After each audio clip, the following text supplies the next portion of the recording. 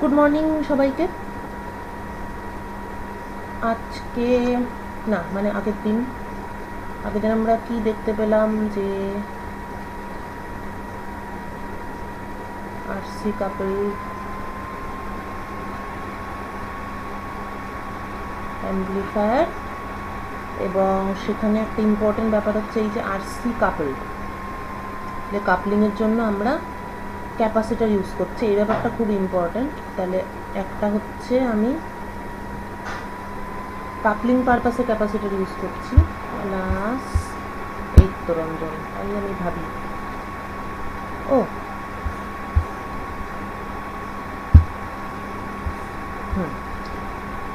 একটা capacitor coupling পারপাসে। এই আর কেউ লিঙ্ক চাইলে তোরা গ্রুপে দিয়ে দিস না, জানিস তো লিঙ্ক ওই পুরোনোটাই। কাপলিং পারপাসে একটা ক্যাপাসিটার, তাছাড়া হচ্ছে বেস কালেক্টার জাংশনের একটা ইনবিল্ট ক্যাপাসিটেন্স থাকে সার্কিটে, এবং যে ওয়্যারিংগুলো আছে ওয়্যারিংয়ের যে কানেকশন থাকে সেই জাংশনে একটা ক্যাপাসিট্যান্স থাকে। এবার গন্ডগোল হচ্ছে ক্যাপাসিটার থাকলেই গন্ডগোল, কেননা যখনই তুই মানে এসি সিগন্যাল ইউজ করছিস তখন তো 1/j⍵c এই অ্যামাউন্ট অফ রিঅ্যাক্ট্যান্সটা সার্কিটে ঢোকে, এবং এই যে ওমেগা মানে ইম্পিডেন্সের মধ্যে ওমেগা ঢোকা মানেই হচ্ছে তোর সব কিছুর মধ্যেই সব কিছু, অর্থাৎ voltage gain, current gain, extra সব কিছুর মধ্যেই হচ্ছে ফ্রিকোয়েন্সি ঢুকবেই। ওই যদি ফ্রিকোয়েন্সি ঢুকে যায় তাহলে একটু ব্যাপারটা মুশকিল, কেননা মানে আমি একটা, কারণ কোনো সিগন্যালই পারফেক্টলি সিঙ্গেল ফ্রিকোয়েন্সি যেহেতু হয় না, এরকম সুন্দর একটা ছবিতেই পাওয়া যায়, আদারওয়াইজ রিয়েল লাইফে পাওয়া যায়। তার জন্যই যে কোনো ডিভাইসে সবসময় দেখবি ব্যান্ডউইথ কথাটা ভীষণ ইম্পর্টেন্ট। ঠিক আছে, ব্যান্ডউইথ বলতে প্রাথমিকভাবে এখন ব্যান্ডউইথ অনেক জায়গায় কথাটা অনেক জায়গায় ইউজ করে, কিন্তু প্রাইমারিলি ব্যান্ডউইথ ব্যাপারটা এসেছিল যে ব্যান্ডউইথ বলতে অ্যাকচুয়ালি বোঝায় যে কোন ফ্রিকোয়েন্সি রেঞ্জের জন্য ফ্রিকোয়েন্সি ডিপেন্ডেন্সটা থাকে, সেইটাই হচ্ছে প্রাথমিকভাবে ব্যান্ডউইথ যখন ইন্ট্রোডিউস করা হয়েছিল তখন এটাই হচ্ছে এটার কারণ ছিল। তো এবার তাহলে কোন রেঞ্জে থাকবে না, যে অবভিয়াসলি যেই রেঞ্জে আমরা we can ignore all the capacitors of the circuit, যেই ফ্রিকোয়েন্সি রেঞ্জের জন্য সব ক্যাপাসিটারকে ইগনোর করা যায়। তো সেটা তো আমরা আগের দিন দেখলাম ক্যাপাসিটার ইগনোর করলে কী হয়। এবার আজকে দেখবো যে ক্যাপাসিটারকে কনসিডার করলে কী হয়, এবং দেখা যাবে যে লো ফ্রিকোয়েন্সি রেঞ্জে মানে এই কাপলিং ক্যাপাসিটারগুলো তো সিরিজে অ্যাপিয়ার করে, আর এইগুলো হচ্ছে প্যারালালে অ্যাপিয়ার করে সার্কিটে।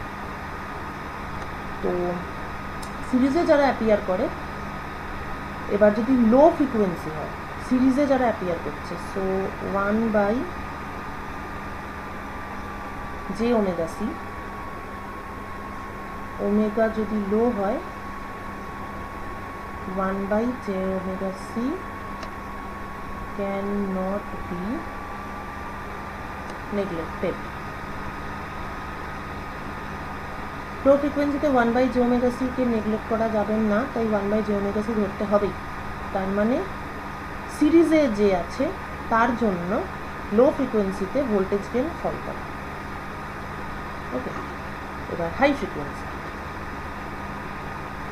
ফ্রিকোয়েন্সির ক্ষেত্রে প্যারালালে যেটা আছে সেইটা ম্যাটার করে, তার কারণ মানে প্যারালালের ফর্মুলাতে আমরা অ্যাকচুয়ালি কী জানি যে মানে এফেক্টিভ রেজিস্ট্যান্সটা কী হয়, 1/R এফেক্টিভ, এবং স্ট্যান্ডার্ড ফর্মুলাটা বলছে 1/R1 প্লাস 1/R2, অর্থাৎ রেজিস্ট্যান্সের ইনভার্সটা এখানে ম্যাটার করে,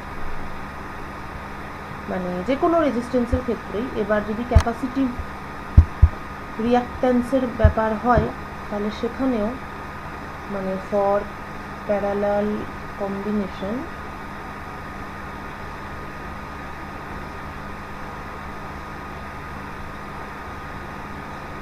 ওয়ান বাই এক্স এই জিনিসটা ম্যাটার করবে।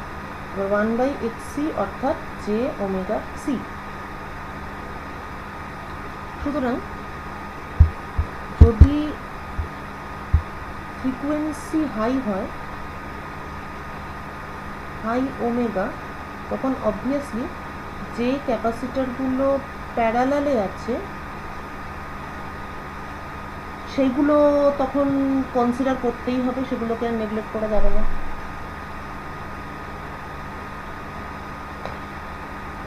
So parallel C can't be neglected. সুতরাং হাই ফ্রিকোয়েন্সিতে এইগুলো বেস কালেক্টর জাংশনের ক্যাপাসিটেন্স আর ওয়ারিং যারা প্যারালালে আছে তাদের জন্য হাই ফ্রিকোয়েন্সিতে তাদেরকে ধরে ক্যালকুলেট করে দেখা যাবে, এরকম সলভ করা যাবে। তারপর তো বাই রুট টু করে হাফ পাওয়ার, সেটা তো সিম্পল ব্যাপার, সব জায়গাতে ওটা ইউজ হয়। তো এই দুটোই আমরা আজকে ক্যালকুলেট করে দেখবো আর কি, low frequency region, high frequency region. Okay, এবার কোনো সমস্ত ক্যাপাসিটার বাদ দিয়ে যে সার্কিট মিড ফ্রিকোয়েন্সি রেঞ্জে, সেইটা ছিল, আজকে আমরা স্টাডি করছি লো ফ্রিকোয়েন্সি 10, এটা আমরা বাদ দিচ্ছি। সব ক্যাপাসিটার বাদ দিয়ে যে সার্কিট ছিল দ্যাট ওয়াজ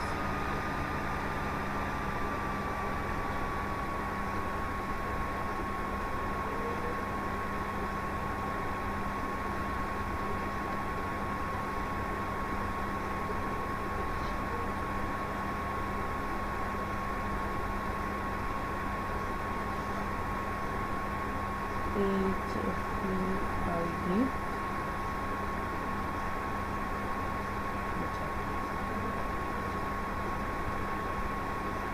V1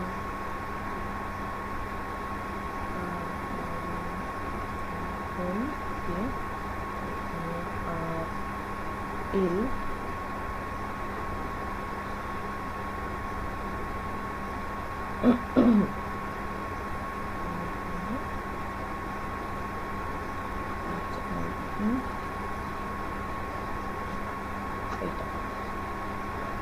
এইটা ছিল মিড ফ্রিকোয়েন্সি রিজিয়ন।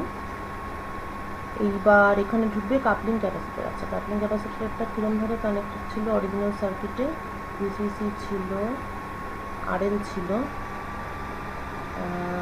তারপরে তো এইটা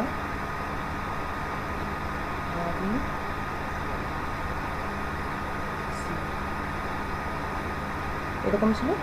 তারপর এখান থেকে ক্যাপাসিটার ছিল, তারপর এইটা ছিল নেক্সট স্টেজ। নেক্সট স্টেজে ঢুকছে, তার মানে আরএল আর নেক্সট স্টেজ মানে হচ্ছে HIE, মানে মিড ফ্রিকোয়েন্সির HIE-টা তো এটাই, কারণ ফার্স্ট স্টেজ এন্ডস হিয়ার। তার মাঝখানে ক্যাপাসিটার, তাহলে এটা সিরিজে আছে। সুতরাং যখন লো ফ্রিকোয়েন্সি রিজিয়ন কনসিডার করব তখন আমাকে আরএল আর HIE-র মাঝখানে I have to include the capacitor. ব্যাস, এটাই আমাদের সার্কিট।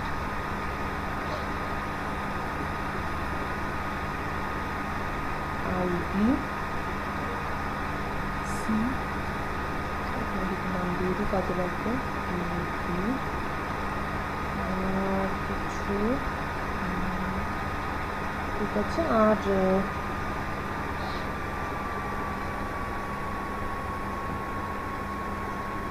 ওকে ঠিক আছে, সি এবি তো।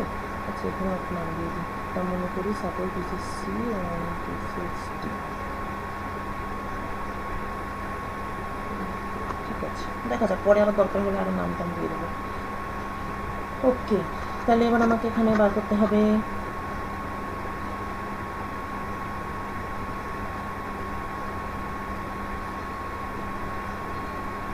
V1টা, এটাই থাকবে অ্যাজ ইট ইজ, HIE। এবার V2,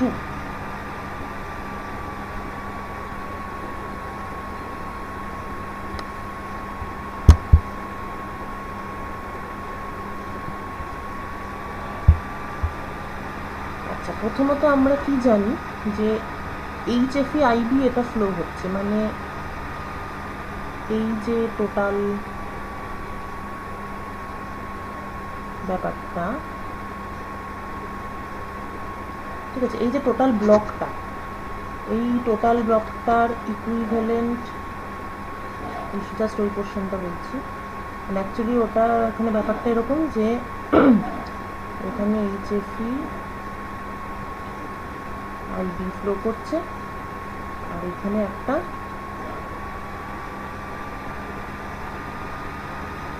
টোটাল ZL এরকম, ঠিক আছে। সো এবার সেই ZL is equal to, ওটা যদি ZL হয় আর কি, তাহলে 1/ZL is equal to 1/RL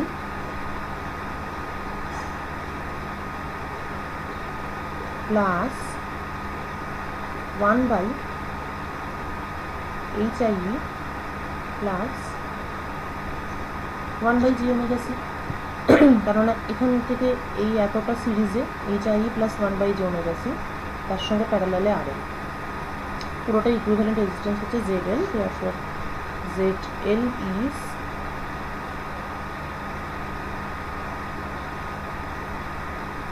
HIE plus 1/jωc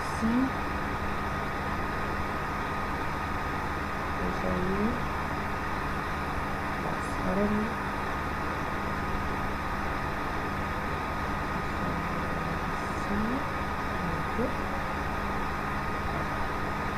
এটাকে সিম্পলিফাই করলে এটা পাওয়া যাবে।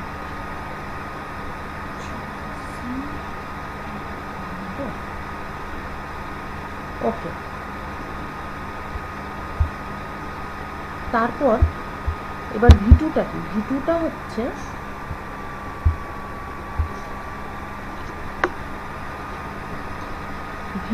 হচ্ছে যে C আর ডির মধ্যে যে কারেন্ট ফ্লো হচ্ছে, এটাকে কিছু একটা বলা যাক, মনে করি ICD, ঠিক আছে। C আর ডির মধ্যে যে কারেন্ট ফ্লো হচ্ছে C থেকে D এর দিকে,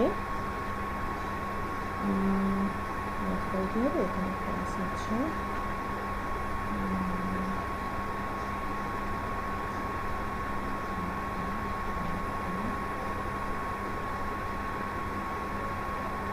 রাইট, এভাবে যে কারেন্ট ফ্লো হচ্ছে সেটা মাল্টিপ্লাইড বাই HIE। ওকে, এবার এখানে আমি সিডিটাই জানি না, ICDটা জানি না, যাই হোক। আচ্ছা, এবার আমি ZLটা যেহেতু জেনে গেছি, ZL জানি, আর HFE IBটা তার মানে এরকমভাবে ব্যাপারটা ফ্লো হচ্ছে, দেয়ারফোর তাহলে এই ডিরেকশনে যদি HFE IB হয়, তাহলে এই ডিরেকশনে it is minus HFE IB, মানে এটাকে যদি নোট ধরি, সুতরাং এই পয়েন্ট আর এই পয়েন্টের মধ্যে ভোল্টেজ গ্যাপ হচ্ছে, মানে VZL it is minus HFE IB ZL। তারপরে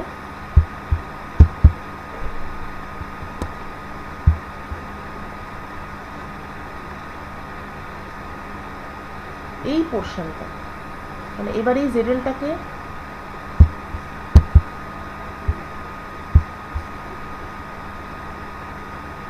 এবার এই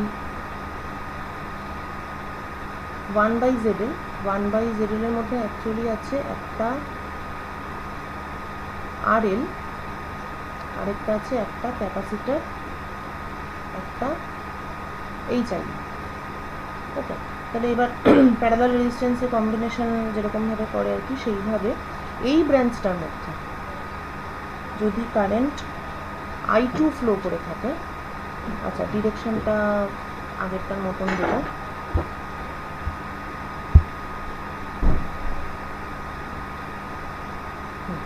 মানে পুরো জিনিসটার থ্রু দিয়ে তো HFE IB ফ্লো হলো, কিন্তু জাস্ট এই ব্রাঞ্চটার জন্য যদি I2 কারেন্ট ফ্লো হয়ে থাকে, তাহলে I2 is equal to minus HAP IB ZL divided by HIE plus 1 by j omega c, মানে টোটাল যেটা পোটেনশিয়াল ডিফারেন্স ডিভাইডেড বাই এইটা, এই টোটাল, এটা টোটাল ইকুইভ্যালেন্সটা। ঠিক আছে, তাহলে এবার অবভিয়াসলি এটা এই ডিরেকশনে, তাহলে এবার বুঝতে পারছিস? তাহলে এই যে ICD-টা বলছিলাম সেটা হচ্ছে it is nothing but minus I2, কেননা এটাই তো এভাবে ফ্লো করছে উপর থেকে নিচে।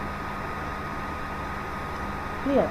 তাহলে ICD is HAP IB ZL by HIE plus 1 by j omega c। সুতরাং এটা ছিল আমরা খুবই বড় মাপের একটা কারশফ KVL KCL ইত্যাদি অ্যাপ্লাই করলাম। তাহলে এফেক্টিভলি V2টা হলো গিয়ে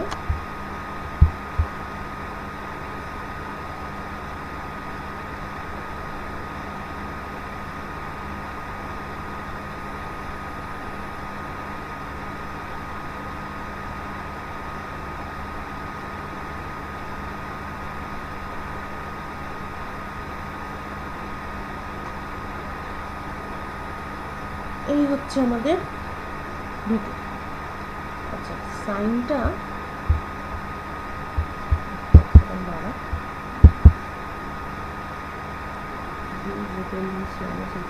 ZL, ঠিক আছে, তারপরে হচ্ছে I2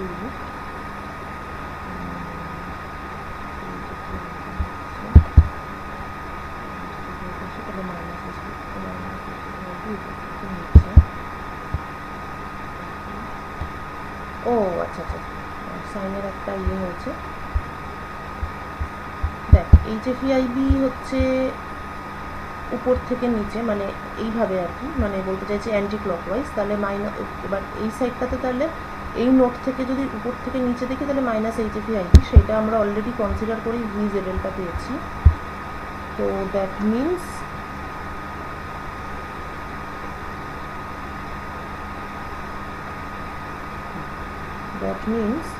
পুরো ব্লকটার মধ্যে দিয়ে উপর থেকে নিচে মাইনাস HFEIB ফ্লো করছিল।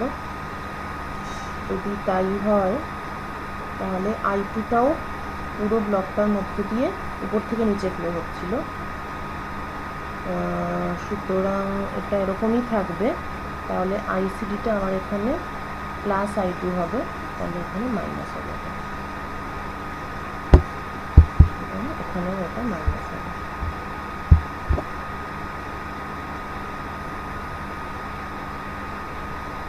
ঠিক আছে, এই জায়গাটাই মেন পার্ট, বাকিগুলো তেমন কিছু নয় আর কি। তো ব্যাপারটা বুঝেছিস? তাহলে বেসিক্যালি আমরা এখানে কি করেছি, এখানে RN ছিল আর C আর HIE-টা সিরিজে ছিল।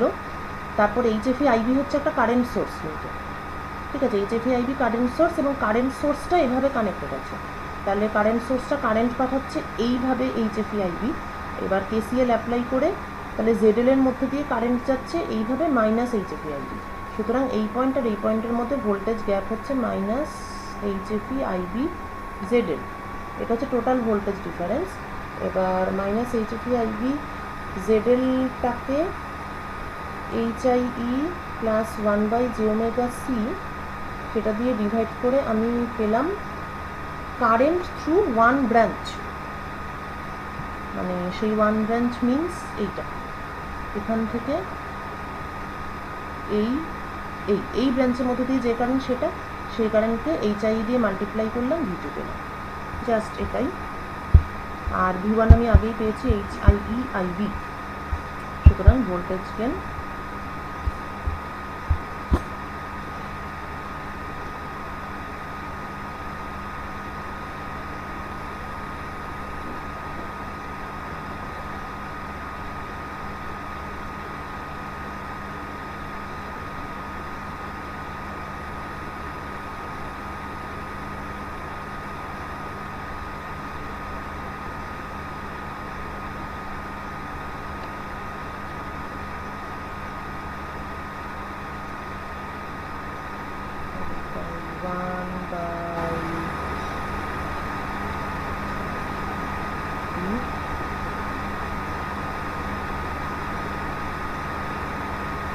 কাটাকুটি হয়ে গেল, minus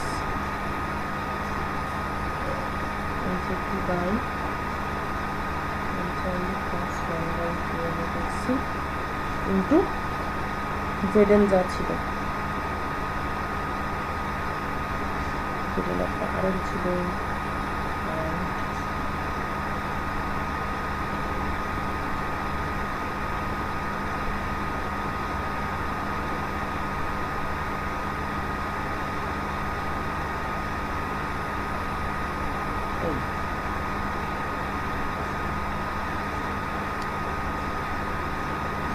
so minus HFERL by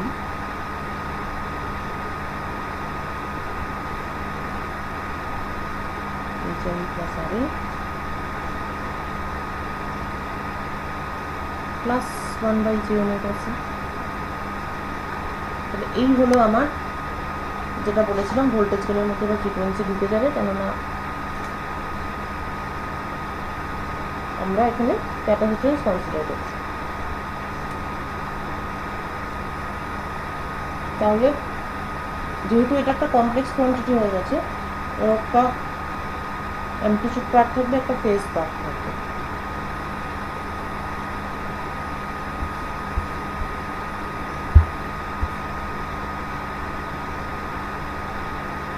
আচ্ছা, আমরা তো লো ফ্রিকোয়েন্সি রেঞ্জে দিচ্ছি, তাহলে এভিএল করবি এটাকে।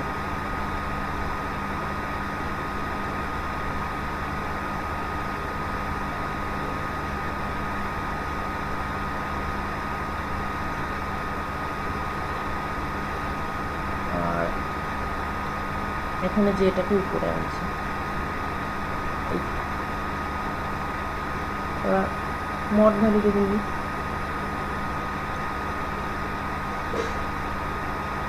HFERL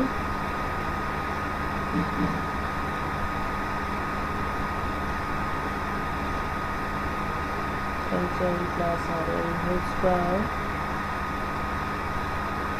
এই কনসেপ্টগুলো খুব ইম্পর্ট্যান্ট আমার ধারণা, মানে এখন মনে করতে পারছি না, কিন্তু আমার ধারণা জ্যাম মানে যেসব পরীক্ষায় ইলেকট্রনিক্স ইম্পর্ট্যান্ট সেসব পরীক্ষায় এই জায়গা এইগুলো ভালোই আসে।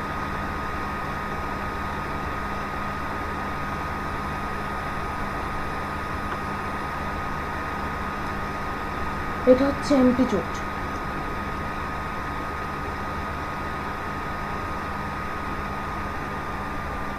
এবার ফেজ পার্ট।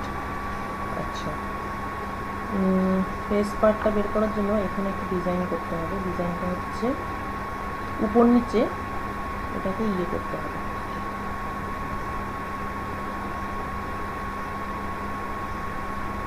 নিউট্রালাইজ।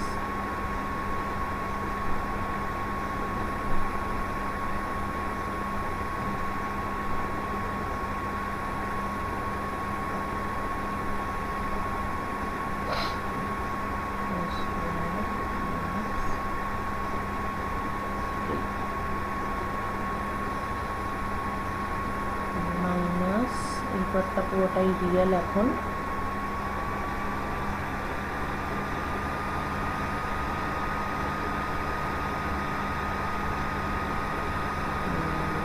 তার সঙ্গে HI প্লাস RL একটা প্লাস J 1/ωc। তাহলে এই কোয়ান্টিটিটার এর তো দেখেই বোঝা যাচ্ছে যেটা সুন্দর অ্যামপ্লিটিউড পার্ট, ঠিক আছে। ফেজ অ্যাঙ্গেলটা তাহলে কি হবে? tan ইনভার্স, এবার x plus IY, so it is tan inverse y/x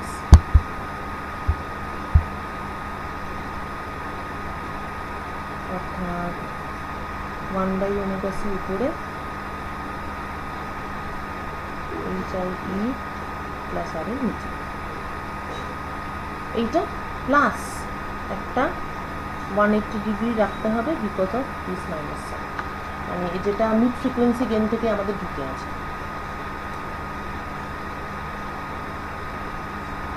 মানে ইনভার্সনটা হবে কমন এমিটার অ্যাম্প্লিফায়ারের একটা 180 ডিগ্রি ইনভার্সন সবসময়ই হয়। এই প্রপার্টিটা ইউজ করেই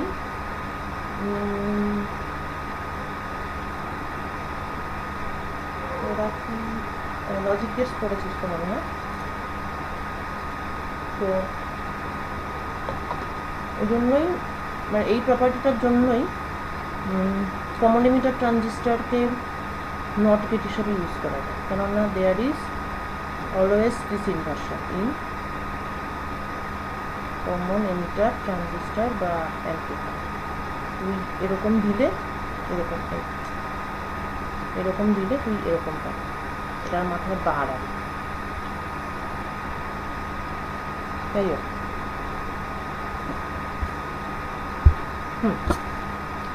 তার মধ্যে অ্যাম্প্লিটিউড বেরোলো, ফেজ বেরোলো।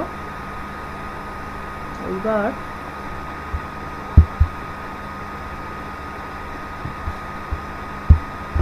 কাট অফ ফ্রিকোয়েন্সি বেরোবে এখান থেকে কীরকম। ফার্স্ট অফ অল, আচ্ছা, কাট অফ ফ্রিকোয়েন্সি বার করতে হলে I need to compare AVL with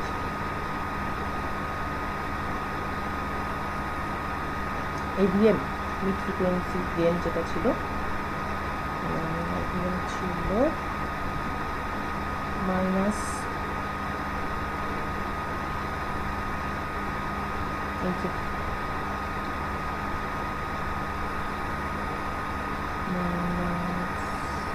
HFE by RL HIE plus RL, আর AVLটা হয়ে গেল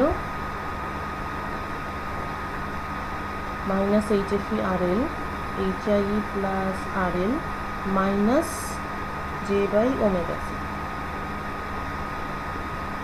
তো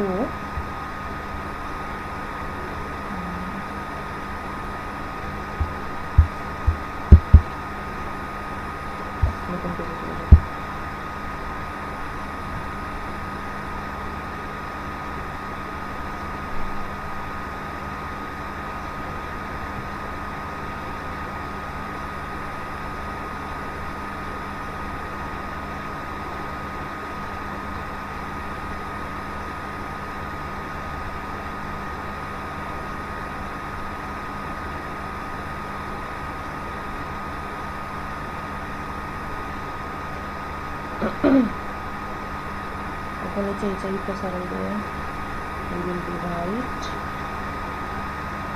এই যে হচ্ছে 1 minus J by omega C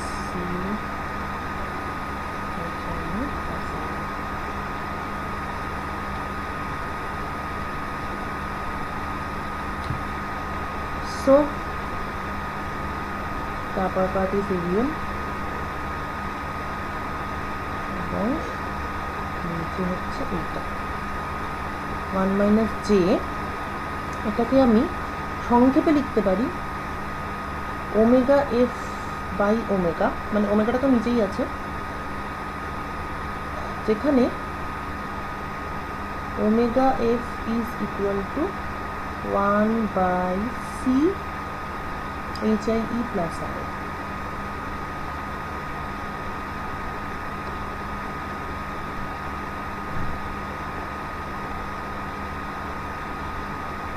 okay, omega F এর টার্মে লেখা যায় বা ইকুইভ্যালেন্টলি এটাকে 1 minus J,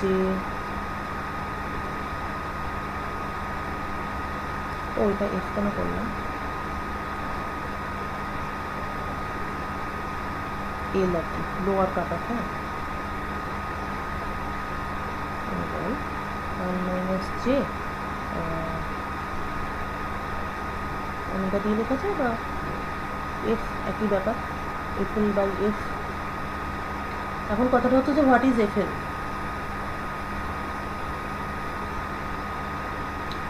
যদি if the applied input signal frequency F becomes equal to FL, then AVL becomes AVM by 1 minus J, and therefore AVL mod becomes AVM mod by root 2. ঠিক আছে, এটাই বলেছিলাম definition of lower cut of frequency, মানে bandwidth বের করার যে rule, এটা হচ্ছে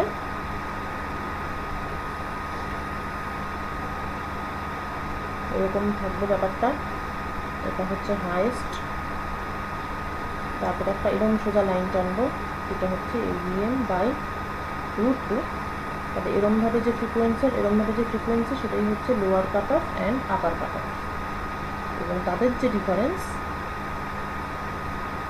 সেটাই হচ্ছে আমার ব্যান্ডউইথ। তার মানে আমি বেসিক্যালি দিস ওমেগা এল বা FL this corresponds to the lower cut of frequency, এবং এই ফর্মুলা থেকে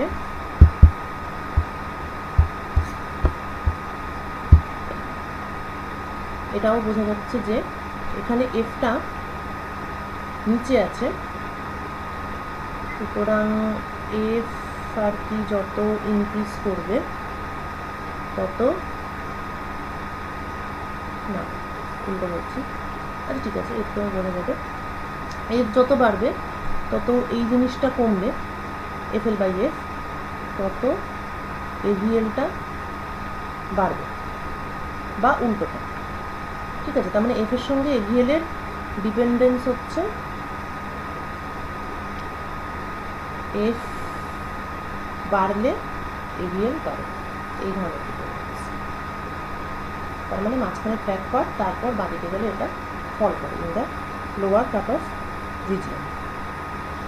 আচ্ছা ওকে, তো বেশ ঠিক আছে, এটা লোয়ার কাট অফটা মোটামুটি এতটাই। আর তারপরে তো FL এর টার্মে ফেজটাকেও লেখা যায়, ফেজটাকে আমরা অলরেডি এইভাবে লিখেছিলাম। আর লোয়ার কাট অফ ফ্রিকোয়েন্সি হচ্ছে 1/C HIE প্লাস RL, সুতরাং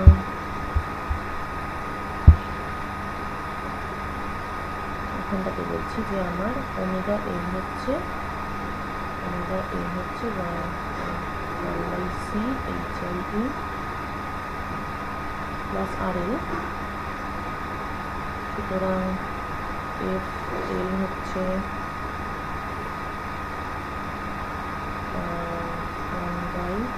1/2πC HIE plus RL। therefore এই অ্যাঙ্গেলটা কি, ফেজ অ্যাঙ্গেলটা, এটা আমরা লিখতে পারি এত plus tan inverse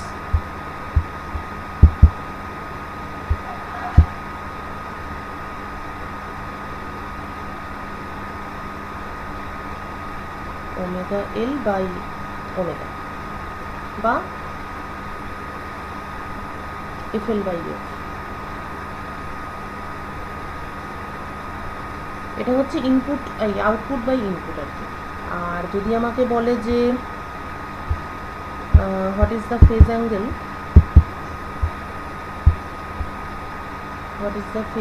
between AVM and AVL, তখন সেই ফেজ অ্যাঙ্গেলটা হয়ে যাবে just tan inverse FL by F, কেননা AVM এর মধ্যে অলরেডি 180 ডিগ্রিটা আছেই। সুতরাং AVM এর সঙ্গে AVL এর ফেজ ডিফারেন্স হচ্ছে FL by tan inverse FL by F, এবং point to be noted is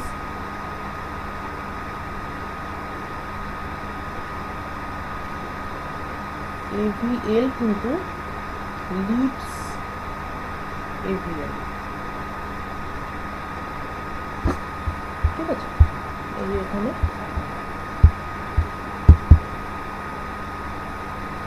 কোনটা থেকে বোঝা যাবে, আচ্ছা এটা থেকেই বোঝা যাবে। এই যে এটাকে যদি আমি ইয়ে করি আর কি, উপর নিচে নিউট্রালাইজ করি, তাহলে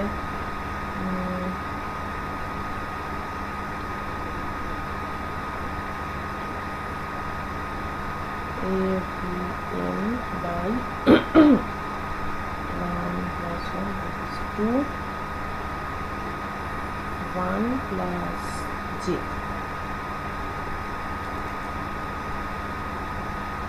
সুতরাং AVN এর ফেজ AVN এর থেকে এগিয়ে থাকে অ্যাডভান্সড, এবং সেই কতটা এগিয়ে থাকে সেটা হচ্ছে tan inverse FL by F। তার মানে হলো ফ্রিকোয়েন্সি যত ইনক্রিজ করবে এই ফেজ অ্যাঙ্গেলটা তত ডিক্রিজ করবে। তার মানে আমি যদি ফেজটাকে প্লট করি,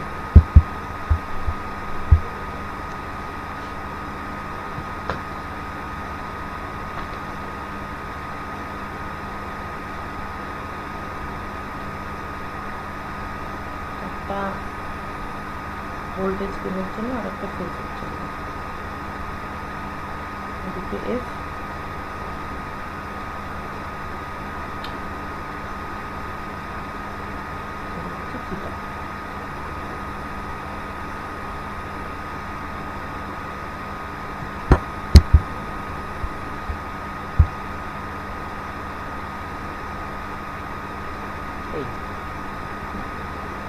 ফেজকে যদি আমি প্লট করি তাহলে এটা মিড ফ্রিকোয়েন্সি।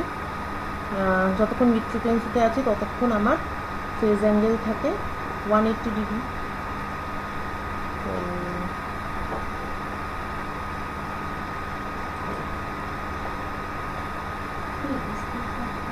আচ্ছা,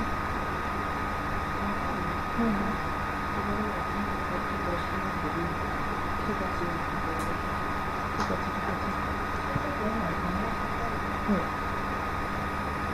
তাহলে যতক্ষণ এই মিড ফ্রিকোয়েন্সিতে আছে ততক্ষণ হচ্ছে ফেজ ডিফারেন্স 180 ডিগ্রি। তারপরে যখন লোয়ার কাট অফে লোয়ের দিকে যাবো তখন একটা ফল করবে, এবং তখন কি বলেছিলাম ফেজে লিড করে, এভিএলটা এভিকে ফেজে লিড করে, এবং ফ্রিকোয়েন্সি বাড়লে ফেজ অ্যাঙ্গেল কমে। তার মানে এটা হবে এরকম, এটা হবে এরকম, এবং বেড়ে বেড়ে ম্যাক্সিমামটা হচ্ছে, মানে এফ ইকুয়াল টু 0 পুট করলেই সেটা দেখতে পাওয়া যাবে যে ম্যাক্সিমাম হচ্ছে 370 ডিগ্রি। তারপর এটা যদি লোয়ার কাট অফ হয় তাহলে এরকম। This is F equal two FL, বসিয়ে সলভ করলে পাওয়া যাবে এটা হচ্ছে 225 টাকা। ঠিক আছে, হচ্ছে ব্যাপার। এবার হাই ফ্রিকোয়েন্সিতে যাব।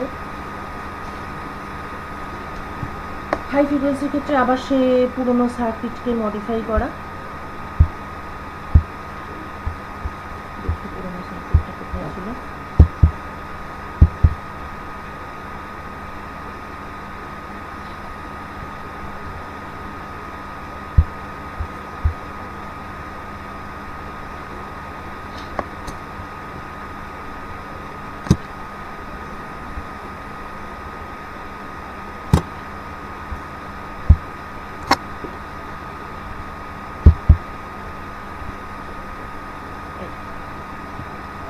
এবার অরিজিনাল মিড ফ্রিকোয়েন্সি রেঞ্জে সার্কিটটা ছিল এরকম। ও আচ্ছা, পেজের আবার ইয়ে মোছা যায় না, তাহলে কোনো লাগবে না।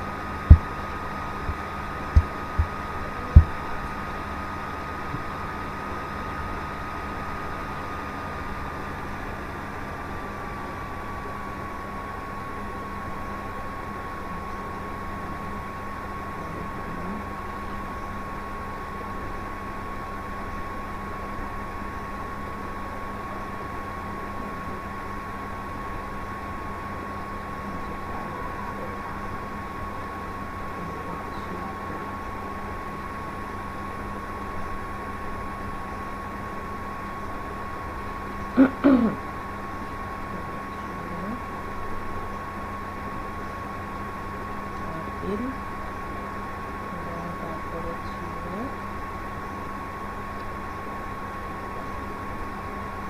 HIE।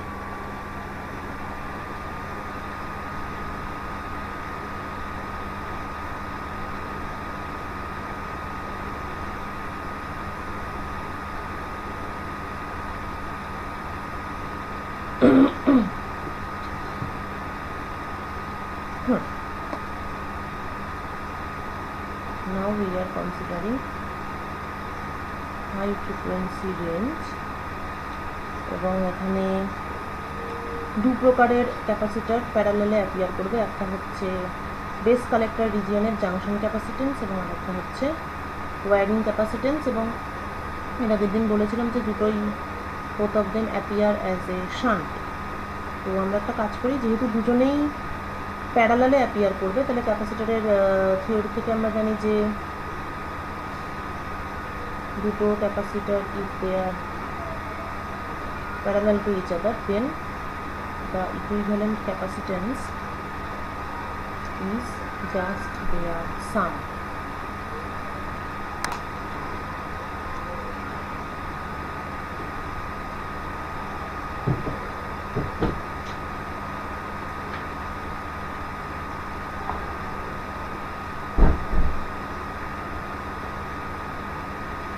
So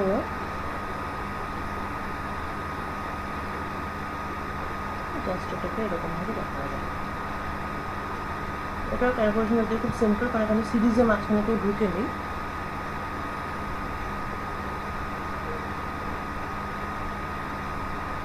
So equivalent impedances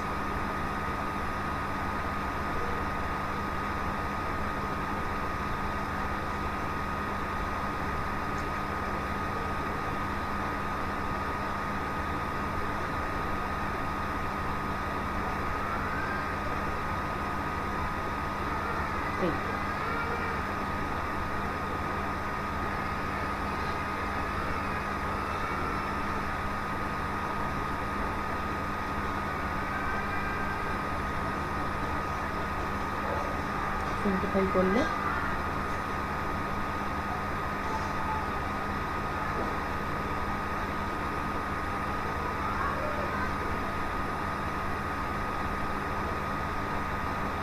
omega CS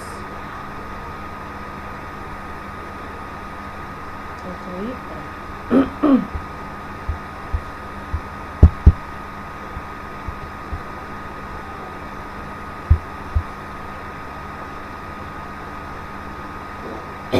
now Q2 will be minus HAP IB0 সুতরাং AB হচ্ছে Q2 by V1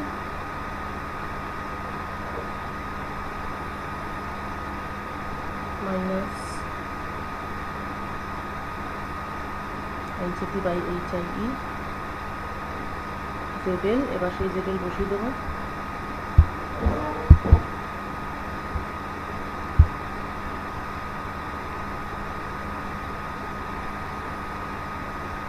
VH okay, so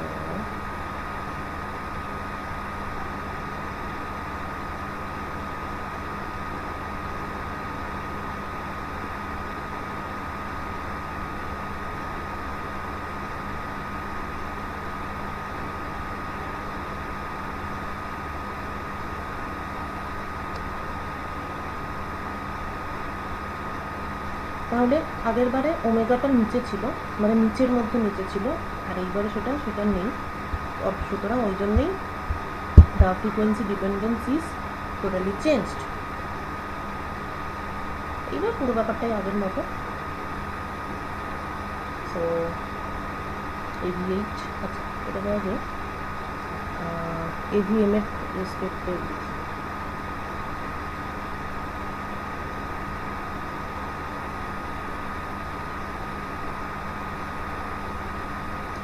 one plus J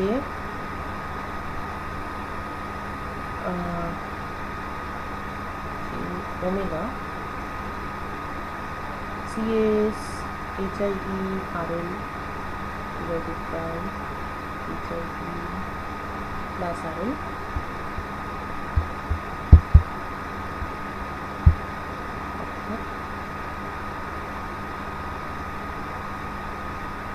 AVM 1 plus J omega by omega h by f by h.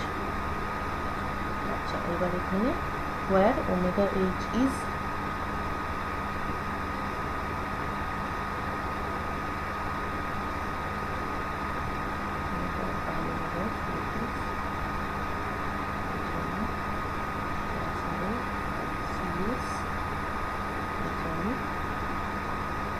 RL, এই হচ্ছে ব্যাপার।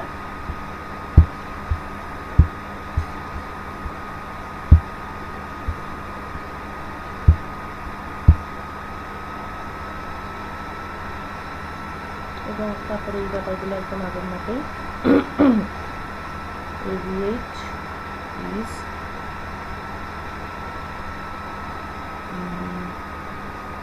mod AVM by root 2 when AP is equal to FH. It can be seen from here. কি দেখাবো? And phase angle alpha h. এইটা একটা দেখানো যাচ্ছে।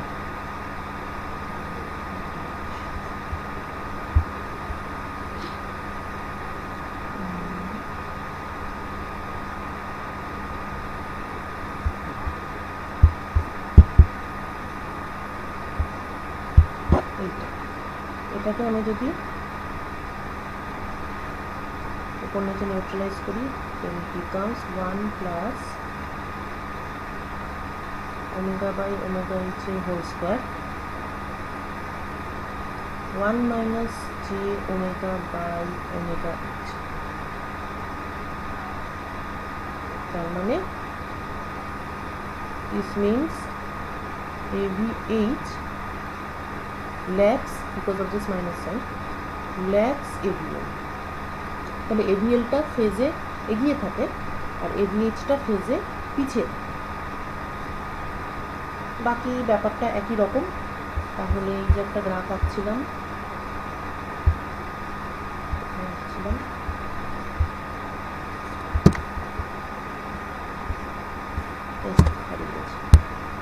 ঠিক আছে।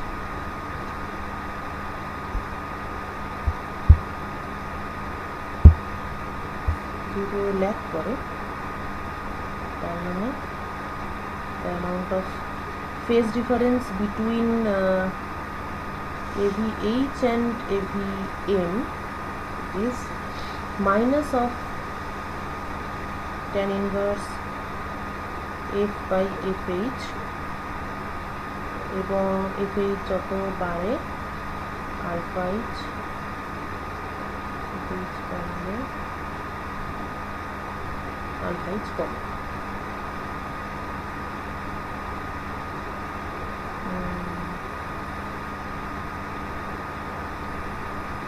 মানে আলফা এইচ কমে না, অ্যাকচুয়ালি আলফা এইচ এর ম্যাগনিটিউডটা কমে।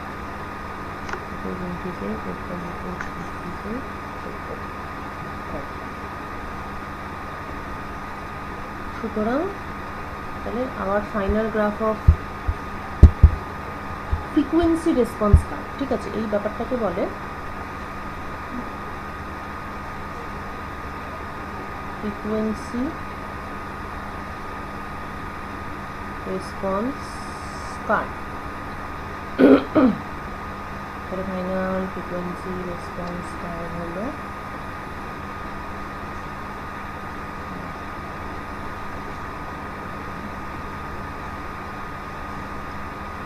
এইরকম মিড ফ্রিকোয়েন্সি AVM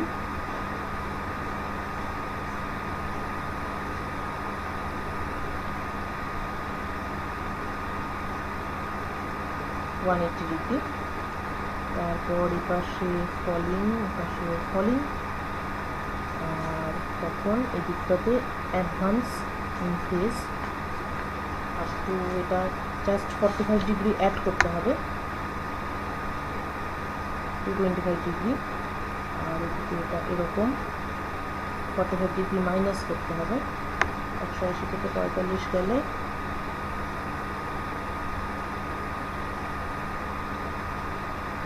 ও সরি, এটা কেন 45 হবে, কাট অফের জায়গাটা 45 প্লাস মাইনাস,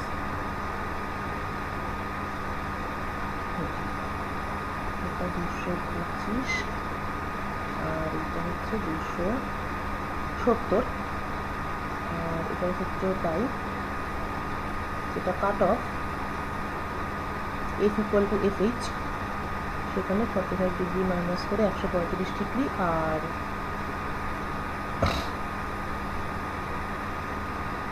হাইয়েস্ট বা lowest value of phase angle is 90 degree, এবং this is lower cut of,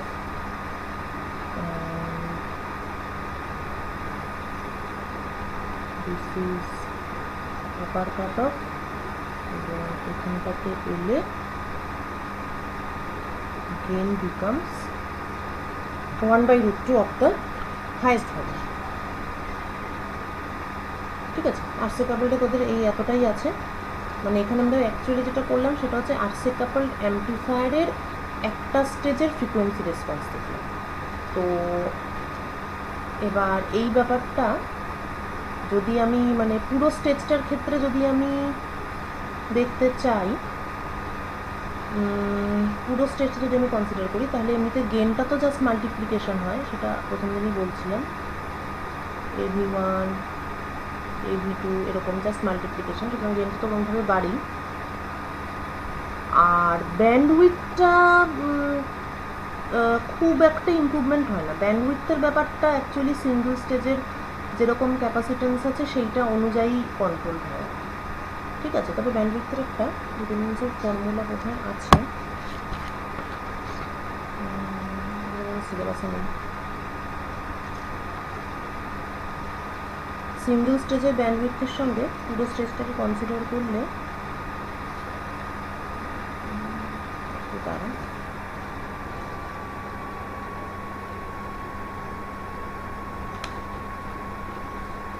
আচ্ছা আরসি কাপলদের ক্ষেত্রে সেটা বলতে পারছি না, মানে এটা জাস্ট জানার জন্য বলছি, এগুলো তাদের আউট অফ স্কোপ, কিন্তু জানার জন্য বলছি। যেমন ফর এক্সাম্পল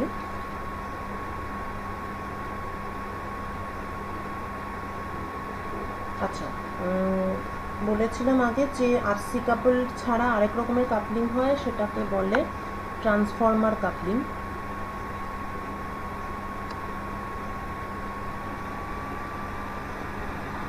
তো ট্রান্সফর্মার কাপলদের ক্ষেত্রে এনটা মানে এনটা তোর কমন এমিটার অ্যাম্পলিফায়ার, তাদেরকে কাপল করলে যে ব্যান্ডউইথ, আর বি যদি একটার ব্যান্ডউইথ হয়, তাহলে এটার ক্ষেত্রে যেমন হিউজলি ডিপেন্ড করে। ঠিক আছে, এইরকম। কিন্তু দুঃখের বিষয় হচ্ছে যত বেশি কাপল করব তত ব্যান্ডউইথটা ফল করে। ওকে, এটা ট্রান্সফর্মার কাপলের ক্ষেত্রে বললাম। আরসি কাপলের ক্ষেত্রে আমার ঠিক এই মুহূর্তে মনে পড়ছে না, আরসি কাপলের ক্ষেত্রে আমি যদি পাই তাহলে সেটা আমি তোকে পরে বলে দেবো। ওকে, আমাদের আরসি কাপল অ্যাম্পলিফায়ার তাহলে শেষ। এবার তোদের করতে হবে যেটা, সেটা হলো তোদের প্রবলেমগুলো করতে হবে বই থেকে। এখন বই থেকেই কর, পরে আমি না হয় পরীক্ষা যখন নেবো তখন অঙ্কটা দেবো। একটু কিছুই না, ডাইরেক্ট অ্যাপ্লিকেশন অফ ফর্মুলা, এটা দিয়ে দেবে, ওটা একটা দিয়ে দেবে, তোকে কাট অফ বার করতে বলবে, মানে কিছু প্যারামিটার্স দিয়ে দেবে, দিয়ে বলবে যে লো ফ্রিকোয়েন্সি গেন কত, হাই ফ্রিকোয়েন্সি গেন কত, এইসব। আচ্ছা, নেক্সট দিন আমি শুরু করব ফিডব্যাক ইন অ্যাম্পলিফায়ার, তবে আমি জাস্ট ইন্ট্রোডাকশনটা একটু দিয়ে দিই, সময় আছে।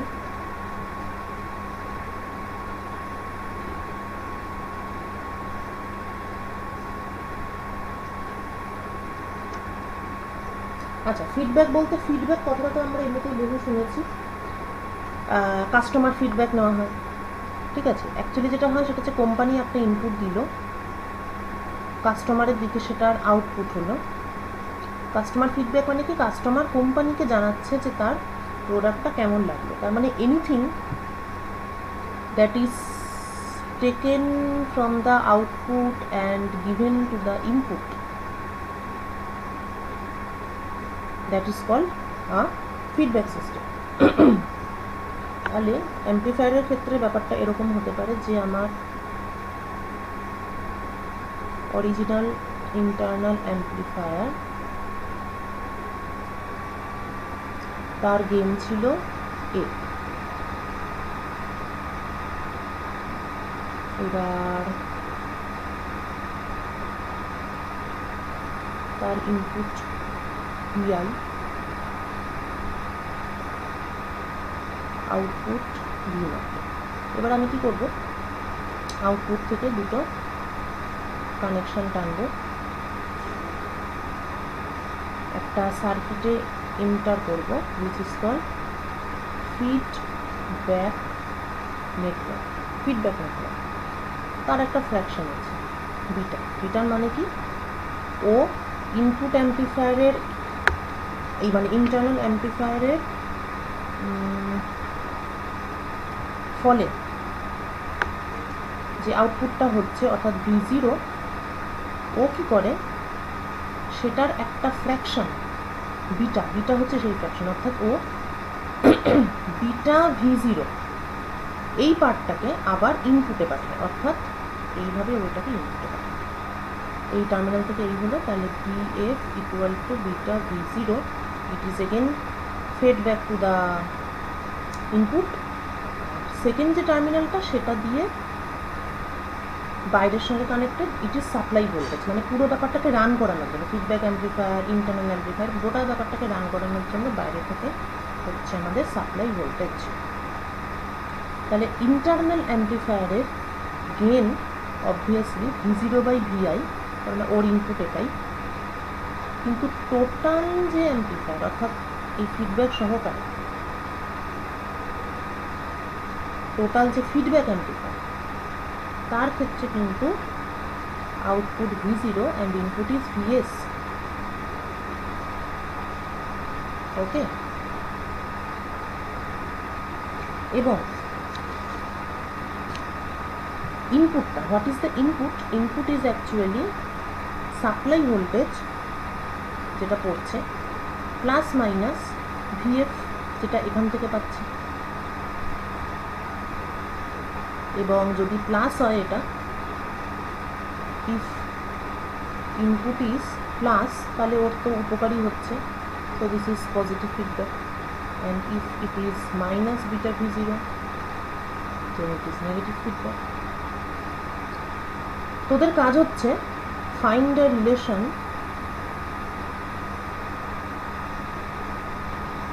between A and A, অর্থাৎ অরিজিনাল অ্যাম্প্লিফায়ারের গেইন জানা থাকলে ফিডব্যাক অ্যাম্প্লিফায়ারের গেইনটা কত হবে সেই রিলেশনটা বার করা ইউজিং এইগুলো যা যা আমি বলে দিলাম সেগুলো। তারপর সেটা বের কর, তারপর দেখা যাক যে ফিডব্যাক দিলে গেইন কীভাবে চেঞ্জ হচ্ছে। তারপর পরের দিন আমরা ডিসকাস করব যে আমরা পজিটিভ বা নেগেটিভ ফিডব্যাক মানে কেন ইউজ করি বা অ্যাপ্লিকেশনটাকে এবং এত কিছু করে লাভটা কী হচ্ছে। ঠিক আছে, এটা চটপট বল, কিছু কোশ্চেন আছে কিনা?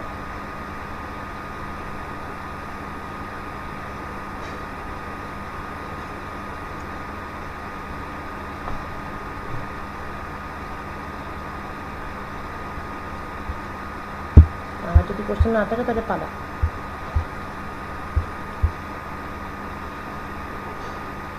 আলাদা কীরকম বল?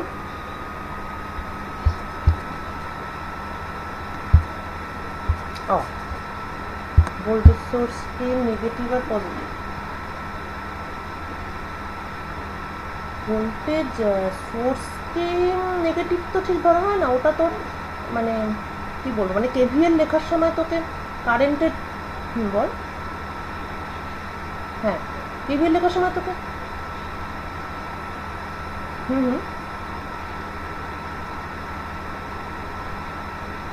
ও